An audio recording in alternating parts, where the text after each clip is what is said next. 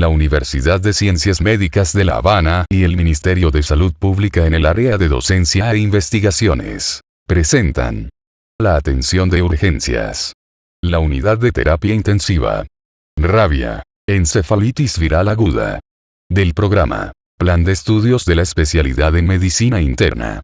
Tercer año de la residencia en Medicina Interna. Realizado por el Dr. Orlando Martínez Oliva, especialista en Medicina Interna, profesor asistente en Medicina y Urgencias Médicas. Enero, 2025.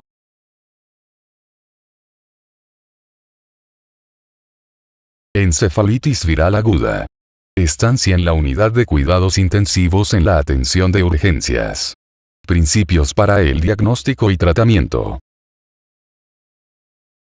Encefalitis viral aguda. Por Allen Aksamit, Jr. Sumario.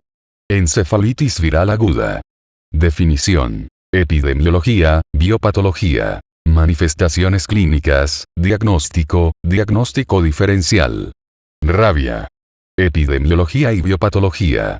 Manifestaciones clínicas. Diagnóstico y tratamiento. Causas raras de encefalitis. Tratamiento y pronóstico. Definición. La encefalitis es una inflamación difusa o focal del parénquima encefálico. El término encefalitis indica que los síndromes clínicos predominantes surgen de una infección y una inflamación en el parénquima del encéfalo en lugar de las leptomeninges. Cuando están afectados tanto las leptomeninges como el parénquima cerebral, se utiliza el término meningoencefalitis. En los Estados Unidos, cerca del 50% de los casos de encefalitis son de origen viral, y cerca del 25% son autoinmunitarios. En la actualidad, aproximadamente el 25% restante son de causa desconocida, aunque los avances en las técnicas diagnósticas pueden reducir este porcentaje en el futuro. Tabla 386, 1. Causas habituales de encefalitis viral. 1. Causas de encefalitis viral A. No estacional. Virus del herpes simple de tipo 1. La encefalitis por herpes simple. Virus del herpes simple de tipo 2. La encefalitis neonatal o meningoencefalitis de adultos. B. Estacional de verano y otoño. Arbovirus, vehiculados por artrópodos. Virus del Nilo Occidental. Virus de la encefalitis de San Luis. Virus de la encefalitis equina oriental. Virus de la encefalitis equina occidental. Virus de la encefalitis de la Croso California. Virus de la encefalitis de Powassan. Virus chikungunya. C. Estacional, no vehiculados por artrópodos. Verano y otoño. Enterovirus, incluidos virus de Coxsackie, ecovirus, poliovirus y enterovirus 71. Invierno. Virus de la gripe D. Pacientes inmunodeprimidos. Virus de la inmunodeficiencia humana con encefalitis crónica por el VIH. Virus de la varicela zoster con encefalitis subaguda. Virus JC con leucoencefalopatía multifocal progresiva. Citomegalovirus con ventriculitis o encefalitis. Virus del herpes humano 6 con posible encefalitis subaguda. Virus de Epstein-Barr con encefalitis subaguda. 2. Causas infrecuentes en los Estados Unidos. Virus de la encefalitis de Powassan. Virus del Zika. Virus chikungunya. Enfermedad de Borneo de la ardilla variegada. Virus de la coriomeningitis linfocítica. Rabia. Sarampión con panencefalitis esclerosante subaguda. Parotiditis adenovirus. Virus del herpes B de los monos. Rubéola con panencefalitis progresiva por rubéola. 3. Causas de fuera de los Estados Unidos. Virus del Zika. Virus chikungunya. Virus de la encefalitis vehiculados por garrapatas. Virus de la encefalitis japonesa. Virus de la encefalitis equina venezolana. Virus del dengue. Virus de la fiebre de Valle del Rift. Virus de la encefalitis del Valle de Murray. Virus de la encefalitis de Powassan. Virus Nipah. Epidemiología. La encefalitis viral presenta una incidencia estimada de 7 por 100.000 al año. Están implicados muchos virus y se requiere el análisis serológico o la identificación del ácido nucleico mediante reacción en cadena de la polimerasa o PCR para identificar al virus específico. La epidemiología de cada virus responsable de infección del sistema nervioso central es única en cuanto a los pacientes que tienen un riesgo más elevado, la distribución geográfica y la incidencia estacional, especialmente de los arbovirus y los enterovirus, que se tratan en capítulos aparte. En los Estados Unidos, la causa más frecuente de encefalitis no epidémica es la encefalitis por el herpes simple, que está producida por el virus del herpes simple de tipo 1.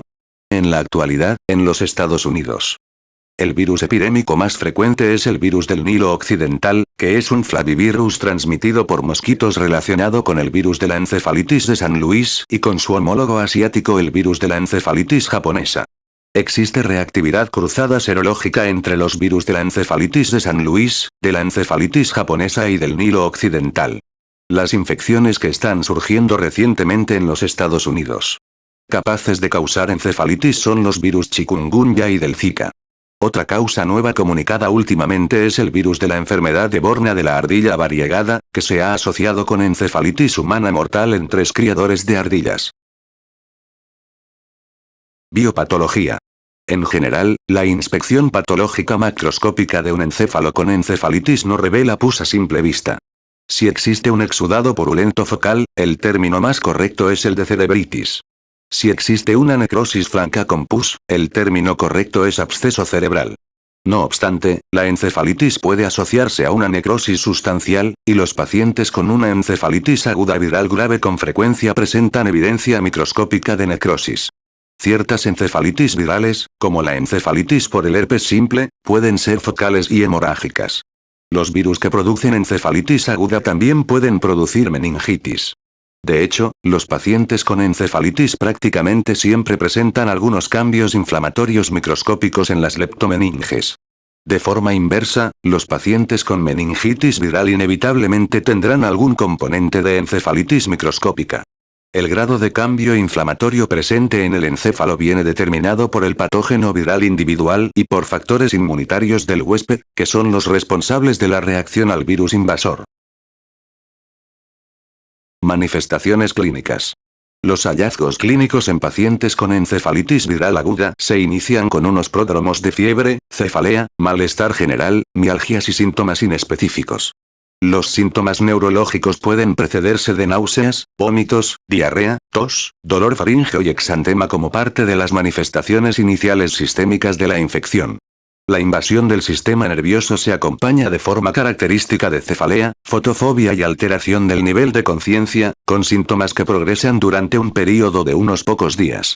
También son habituales las crisis epilépticas como un síntoma de aviso.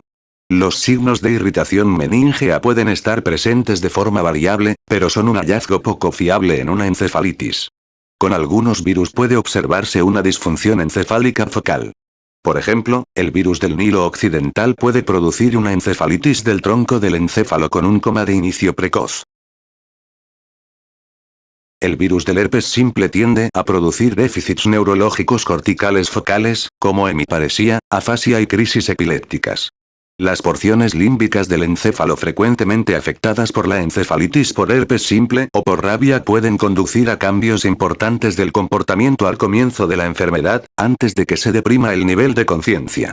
Las crisis epilépticas focales o generalizadas son particularmente frecuentes cuando la encefalitis afecta a la corteza cerebral, especialmente al hipocampo y al sistema límbico.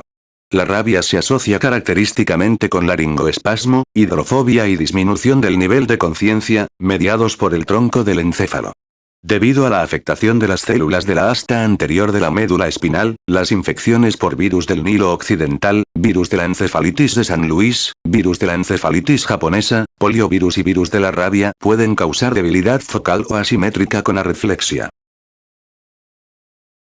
Diagnóstico. En los pacientes en coma o con déficits focales, la tomografía computarizada craneal debería realizarse normalmente antes del análisis del líquido cefalorraquídeo para excluir un efecto de masa sustancial y para evitar el riesgo de hernia durante la punción lumbar. Sin embargo, en pacientes sin hallazgos focales debería realizarse una punción lumbar inmediatamente para establecer el diagnóstico, distinguir las causas virales de las bacterianas, fúngicas y parasitarias, y para permitir un tratamiento empírico precoz. Deberían medirse las presiones de apertura porque puede producirse una elevación de la presión intracraneal en todos los tipos de encefalitis viral y puede ser necesario tratamiento adicional. El análisis del líquido cefalorraquídeo revela de forma característica un nivel elevado de proteínas, que habitualmente es menor de 2 gramos por decilitro. El nivel de glucosa en el líquido cefalorraquídeo suele ser normal y mayor del 40% del nivel sérico simultáneo, aunque pocos pacientes pueden tener un nivel bajo de glucosa similar al que se observa en pacientes con infección bacteriana. Típicamente está elevado el recuento de leucocitos del líquido cefalorraquídeo, generalmente en el rango de 10 a 500 células por microlitro. El tipo celular tiene habitualmente un predominio de linfocitos. Sin embargo, en algunos casos, especialmente en pacientes con encefalitis por el virus del Nilo occidental o ventriculitis por citomegalovirus, puede observarse un predominio de polimorfonucleares. Las pruebas serológicas, la PCR y la secuenciación de nueva generación en líquido cefalorraquídeo son útiles.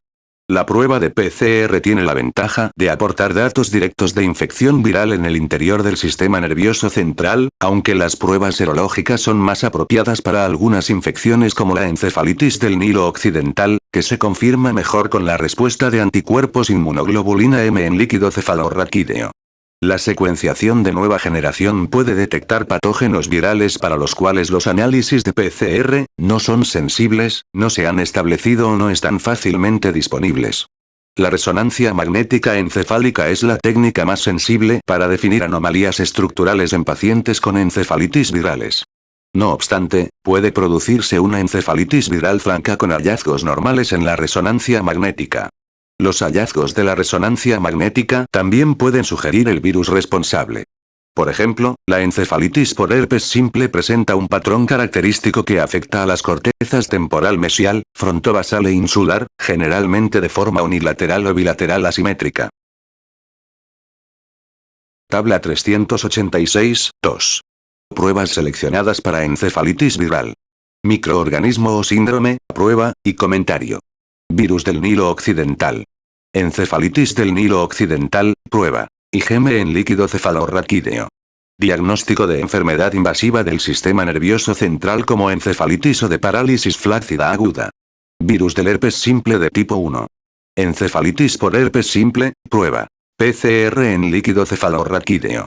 Sensible y específica en la fase aguda. Virus del herpes simple de tipo 2. Encefalitis neonatal, prueba. PCR en líquido cefalorraquídeo. Confirmatoria, sensibilidad alta. Meningitis recurrente, prueba. PCR en líquido cefalorraquídeo. Sensible y específica en los primeros 3 días de enfermedad. Virus del herpes humano 6. Encefalitis límbica, prueba. PCR en líquido cefalorraquídeo. Confirmación, sensibilidad desconocida. Virus de la varicela zoster. Meningoencefalitis, prueba. PCR en líquido cefalorraquídeo confirmatoria cuando se usa con los hallazgos clínicos y del líquido cefalorraquídeo. Sensibilidad no aclarada. Virus JC. Leucoencefalopatía multifocal progresiva, prueba. PCR en líquido cefalorraquídeo diagnóstica, pero sensibilidad incompleta del 70%. Citomegalovirus. Ventriculitis por citomegalovirus, prueba. PCR en líquido cefalorraquídeo. Sensible y específica. Diagnóstico diferencial. Diversos patógenos no virales pueden producir una encefalitis que es clínica y patológicamente indistinguible de una encefalitis viral. Entre ellos se incluyen Rickettsia, Borrelia, enfermedad de Whippo, Toxoplasma, Mycoplasma y Acantamoeba. Otras formas infecciosas no virales que imitan la encefalitis viral son la cerebritis bacteriana, la sífilis meningovascular y la cisticercosis cerebral. De forma adicional, entre las encefalitis autoinmunitarias que pueden simular una encefalitis viral se incluyen la encefalitis límbica paraneoplásica, especialmente la asociada con anticuerpos contra el complejo del canal de potasio dependiente de voltaje, la encefalopatía de Hashimoto asociada a tiroiditis autoinmunitaria y la encefalitis asociada a anticuerpos contra el receptor N-metil de aspartato. En la encefalitis parainfecciosa, una infección viral sistémica se asocia a una encefalopatía febril, a veces con un líquido cefalorraquídeo inflamatorio, pero sin evidencia directa de invasión cerebral por el virus. Entre los ejemplos de encefalitis parainfecciosa se incluyen la infección y encefalopatía asociada al virus de la gripe, al virus de la varicela y al virus de Epstein-Barr. Además, la enfermedad esmielinizante primaria, particularmente la forma de encefalomielitis diseminada aguda, se superpone clínicamente con la encefalitis viral. Figura 386, 1. Resonancia magnética en encefalitis por herpes simple. Con inversión recuperación con atenuación de fluidos del encéfalo que muestra aumento de señal en el lóbulo temporal medial derecho, incluidos la amígdala, el hipocampo y el uncu, ver imagen A, y en los lóbulos frontales inferiores bilateralmente, circunvolución del cíngulo y la corteza frontal orbitaria, y la corteza insular derecha, ver imagen B. Rabia. Encefalitis viral aguda. Por Allen. Aksamit, Jr. Definición. La rabia humana, que es una enfermedad encefálica causada por el virus de la rabia, habitualmente se transmite por la mordedura de un animal. Produce una encefalitis mortal, aunque la latencia entre la exposición a la mordedura del animal y la presencia de síntomas neurológicos a veces puede dificultar el diagnóstico. Epidemiología y biopatología. La rabia es una enfermedad rara en los Estados Unidos y en los países desarrollados. Sin embargo, casos no sospechados inicialmente se han transmitido a través de mordeduras triviales por murciélagos infectados, que están ampliamente representados en todos los estados de los Estados Unidos, excepto en Hawái. Actualmente, variantes del virus de la rabia son responsables de la mayoría de los casos humanos en los Estados Unidos y Canadá. La rabia canina continúa siendo endémica en gran parte de los países en vías de desarrollo, como África, Latinoamérica, Europa Oriental y Asia, y una gran mayoría de los casos de rabia humana se produce como resultado de mordeduras de perros no tratados de áreas endémicas. En los Estados Unidos, se han producido casos raros de transmisión de la rabia a receptores de trasplante de órganos. La presencia de cuerpos de Negri en las neuronas del tronco del encéfalo, el cerebelo o el hipocampo define patológicamente la rabia. Estas inclusiones no suelen estar presentes, y es más sensible la detección del antígeno mediante inmunohistoquímica, que ayuda al diagnóstico biopatológico. Manifestaciones clínicas. La rabia humana se desarrolla habitualmente entre 20 y 90 días después de una mordedura, y en raras ocasiones se desarrolla solo algunos días después o un año después o más tras la exposición a la mordedura. Las mordeduras múltiples y faciales se asocian a tiempos de incubación más cortos. Entre los síntomas prodrómicos inespecíficos se incluyen fiebre, escalofríos, malestar, fatiga, insomnio, anorexia, cefalea e irritabilidad. En la mayoría de los pacientes aparecerá dolor migratorio o parestesias en la extremidad afectada por la mordedura.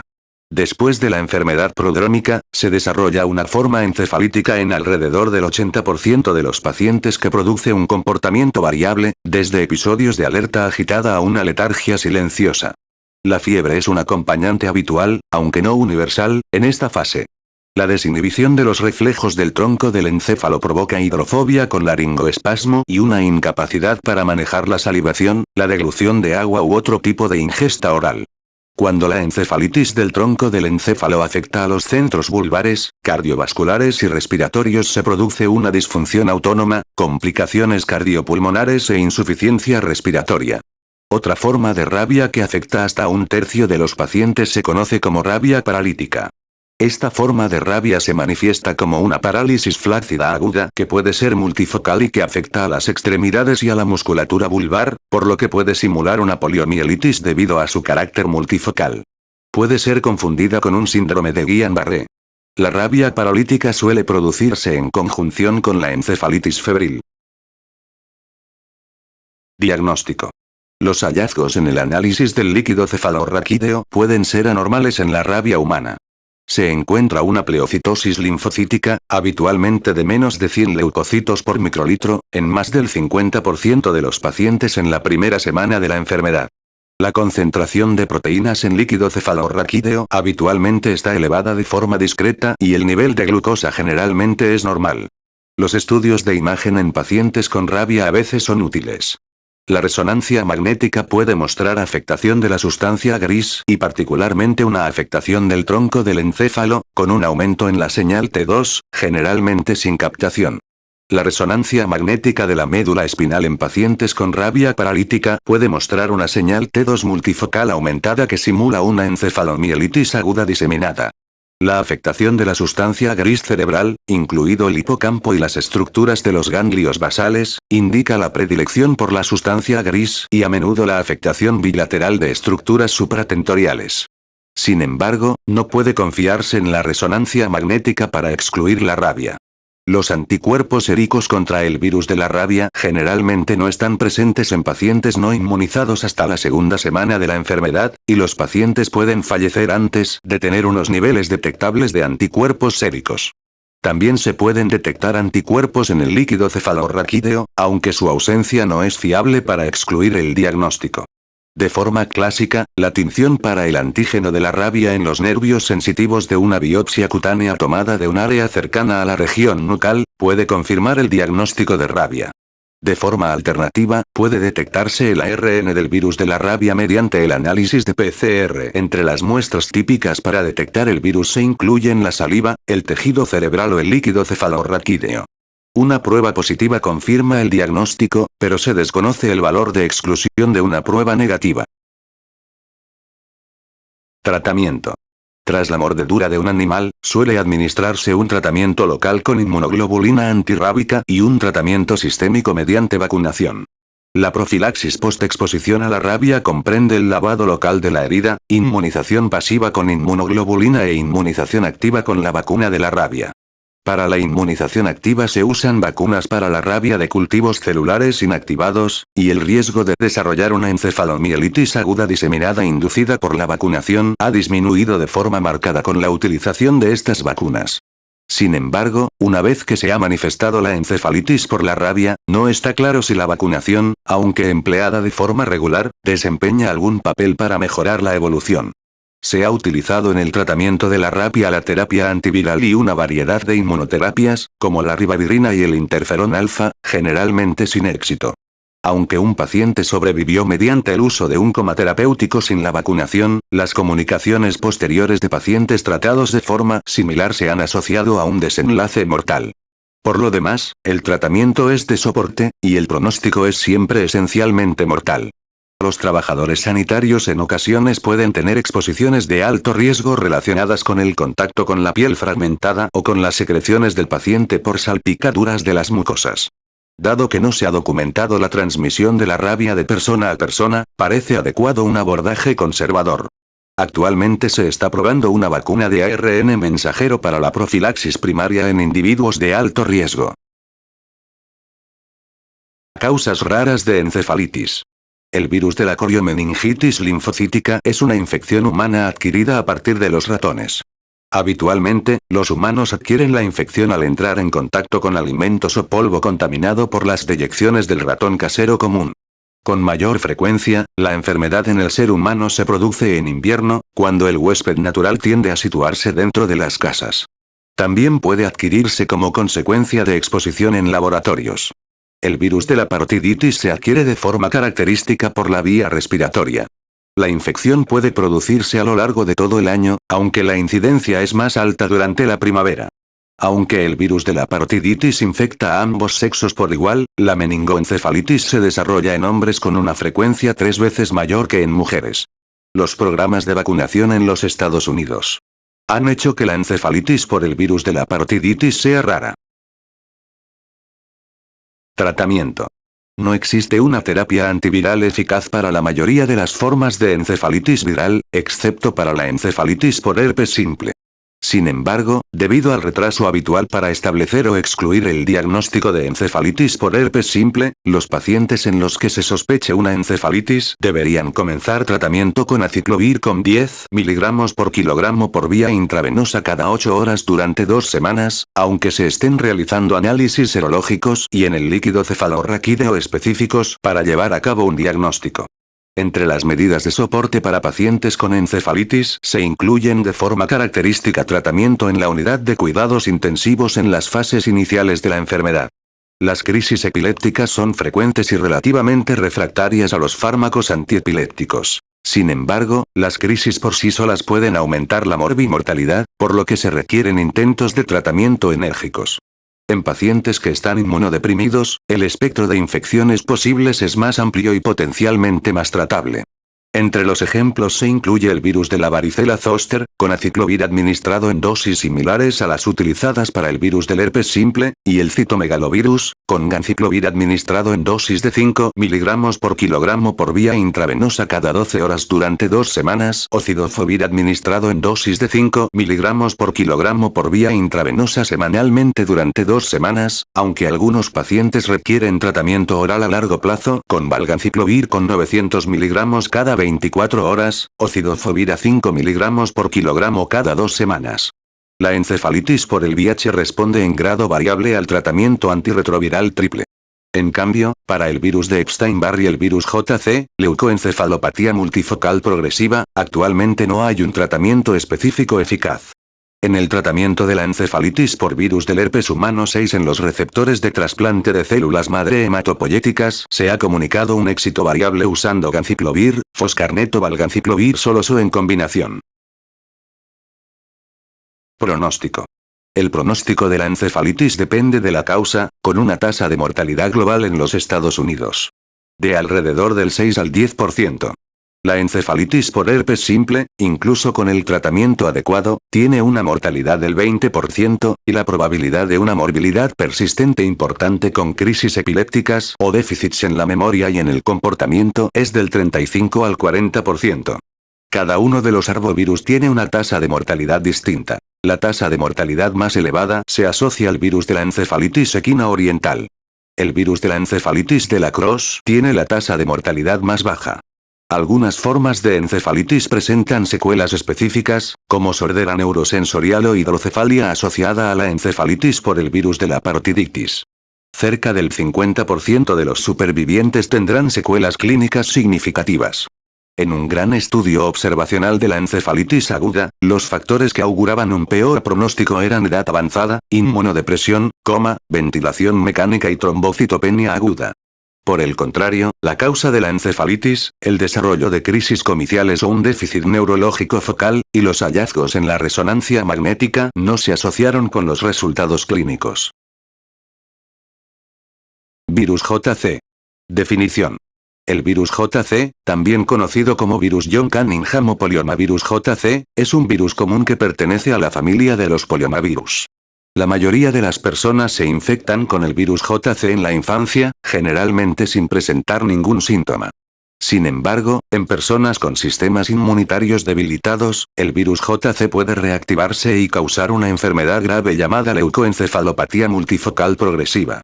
Características generales del virus JC. Tipo de virus. ADN bicatenario circular, sin envoltura. Familia. Poliomaviridae.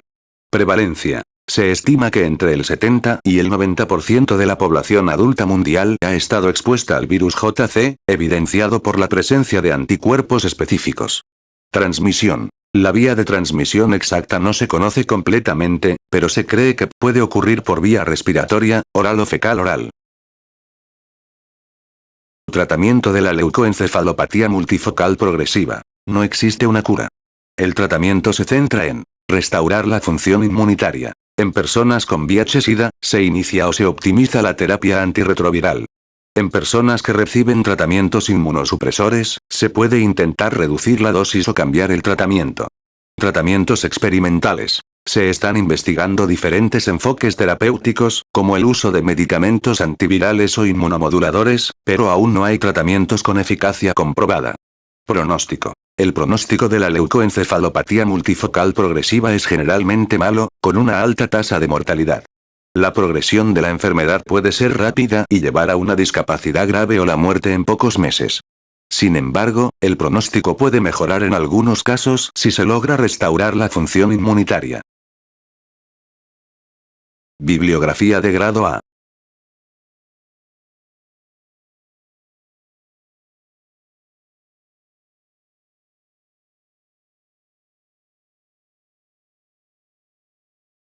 Bibliografía general.